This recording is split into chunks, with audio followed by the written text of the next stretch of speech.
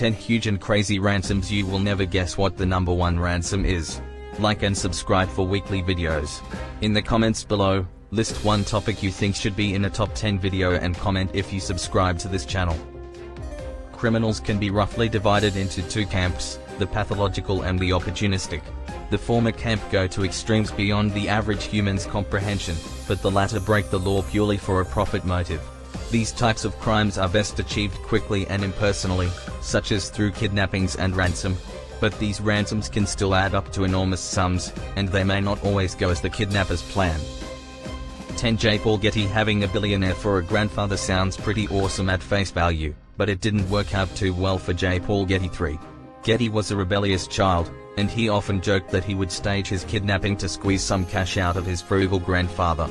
So when the 16-year-old really was taken in Rome in 1973, no one took it seriously. The kidnappers demanded $17 million, but oil magnate Paul Getty refused to pay. He said he had various grandsons and granddaughters besides Paul III, and if I pay 1 penny now, I'll have 14 kidnapped grandchildren. To get their point across, the kidnappers sliced off the teenager's ear and sent it along with a lock of his hair to a Roman newspaper. They sent another newspaper images of the mutilation. Eventually, their demands dwindled to just $3 million, and the old man acquiesced. He paid $2.2 million, the most that would be tax deductible, and fronted his son Paul Getty to the remaining $800,000, to be repaid at 4% interest. Getty 3 was released on December 15, 1973, and 9 men were arrested for kidnapping him. 2 were convicted, but the other 7 were released for lack of evidence.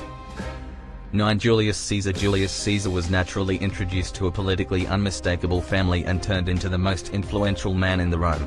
Be that as it may, he was almost denied this radiant destiny in 75 BC, when he was caught by Cilician pirates. According to antiquarian Plutarch, the privateers requested a payment of 20 gifts of gold. The specific proportion of ability was to some degree impermanent, however it was a colossal sum. An ability would have presumably been worth an overabundance of $500,000 in current cash. Julius was a glad man, and he demanded paying 50 gifts all things considered, sending his men to gather the assets. It took 38 days for them to raise the money. While hostage, Julius turned into an informal individual from the pack, patronizing the awful privateers in the event that they irritated him. He even guaranteed that when he was delivered, he would execute them for their wrongdoing. They thought he was kidding. He wasn't. As soon as the payment was paid, he took after the privateers, catching and detaining them. He went to Marcus Junius, legislative leader of Asia, to rebuff them legitimately. At the point when Junius stalled on the issue, Caesar assumed control over issues and killed every single one of them. 8. Charlie Chaplin's corpse. In the 1960s, actor Charlie Chaplin began suffering from a series of strokes. He died on Christmas 1977 and was buried in Coursier-sur Vevey, Switzerland. On March 1, 1978, a pair of grave robbers, Gancho Ganov from Bulgaria and Roman warders from Poland, dug up the body and held it for ransom. Their demands were steep, requesting $400,000 from Charlie's widow, Lady Una Chaplin, for the return of his corpse. Una refused, and soon the men were threatening to harm Chaplin's children. However, Ganov and warders weren't exactly criminal masterminds. Police caught them by keeping a close eye on local payphones and tapping Una Chaplin's homeline. The pair confessed to their crime and revealed the location of Charlie's body, hidden in a nearby field. Charlie was returned to Coursier-sur Vevey, and this time, his grave was reinforced with concrete. 7. Ransomware. One of the most insidious types of computer virus is ransomware, a virus that enters your computer and locks it down, restricting access to programs. It instructs the user to pay a ransom, usually a few $100s, to release the hold. One of the more common strains not only locks down your computer but purports to be from the FBI. It accuses the user of various crimes, including software piracy, child pornography, and bestiality. It looks surprisingly official and even includes a grainy video window which claims to have captured footage from your webcam. There is no telling how many innocent parties have panicked upon seeing this and hurriedly paid the fee, but at least one man went a step further. Matthew Riley of Virginia, 21, surrendered himself to the police after receiving the FBI virus in July 2013. Riley's computer, which he'd helpfully brought along with him to the station, revealed nude photos of underage girls and a string of messages between Riley and a 13-year-old. 6. Atahualpa's ransom. Emperor of the Incas during the Spanish conquest, Atahualpa was sitting pretty in 1532. He was fresh off a victory against his brother Huáscar and was surrounded by thousands of battle-hardened veterans. He certainly wasn't intimidated by the arrival of Francisco Pizarro and his paltry crew of 160. But the Incan warriors were no match for the heavily armed Spaniards, and Atahualpa was taken captive amid a scene of unimaginable slaughter, in which 5,000 men were killed in an hour. Desperate to preserve his own life, he offered Pizarro a fortune. He would fill a large room, 240 centimeters, 8 feet, high, once with gold and twice with silver. He sent word throughout the empire, and countless treasures arrived.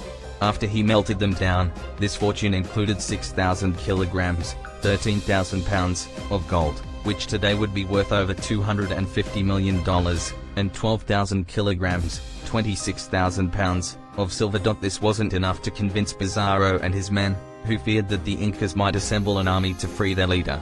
They executed Atahualpa by garrote on July 26, 1533.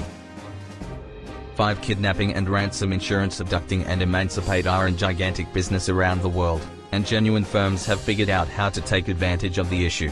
The business has expanded to such a point that it even has its own periodicals. For example, KR Magazine. Various organizations offer capture and payoff protection, which, similar to some other approach, measures the danger of payout factors. For example, the nation the protected lives in, their calling, relatives, and total assets are completely considered. These protection approaches can be sweeping, covering different possibilities from the payment installment itself, to extraction, clinical costs, wage repayment, and that's only the tip of the iceberg.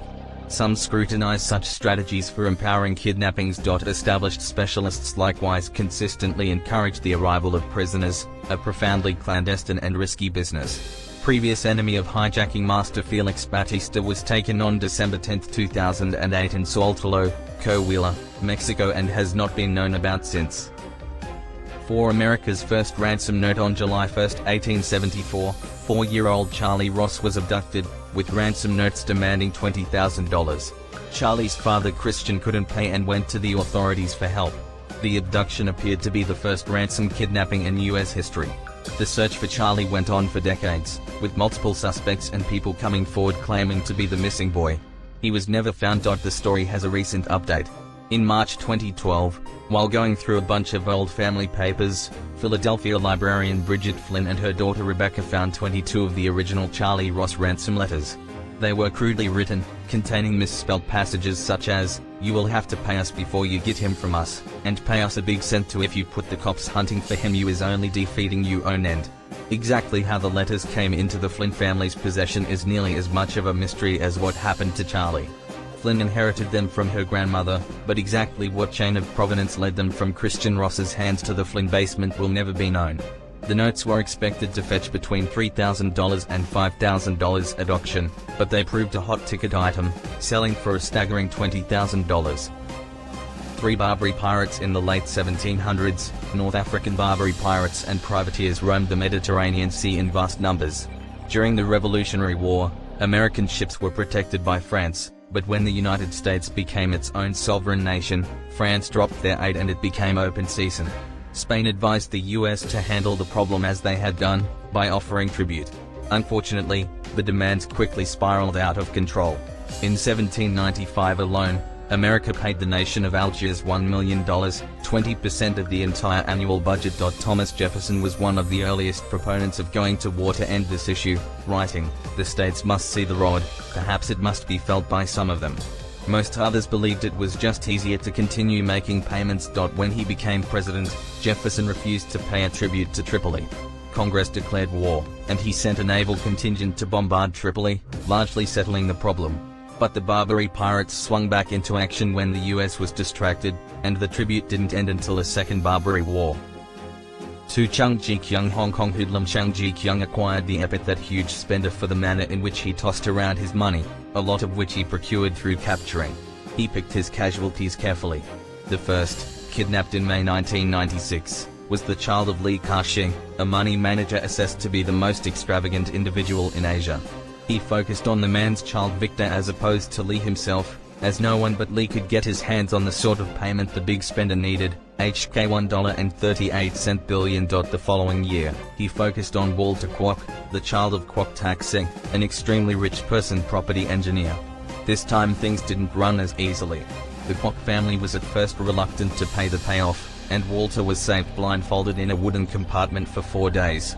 In the end, HK $600 million was acquired, yet his time in bondage left Walter with profound mental scars. Chang was captured in August 1998, with in any event one plan actually up his sleeve. His next plot included seizing Macau club head honcho Stanley Ho. Chung was a deep-rooted card shark, and had lost at any rate $200 million in Ho's foundations. He admitted to different violations and was executed in December 1998. 1 Soviet hostages. In October 1985, 4 Soviet diplomats were taken hostage by the Islamic Liberation Organization, likely an offshoot of Hezbollah, to force the USSR to comply with a series of political demands. The kidnappers meant business and shot one of the hostages, leaving the corpse in West Beirut. The time for diplomacy was over. The KGB sent its elite Spetsgruppe A, Alpha Group, counter-terrorist unit to Lebanon to take care of business. Precisely what happened next is the subject of legendary speculation. Varying stories have emerged explaining how the kidnappers' families were located. In the most chilling tale, the Alpha Group took a dozen people hostage and brutally mutilated one, sending his remains to Hezbollah. The same fate awaited the other 11 captives if the Soviets were not immediately released, warned Alpha Group. The hostages were freed, and no Soviet citizen was ever molested in Lebanon afterward.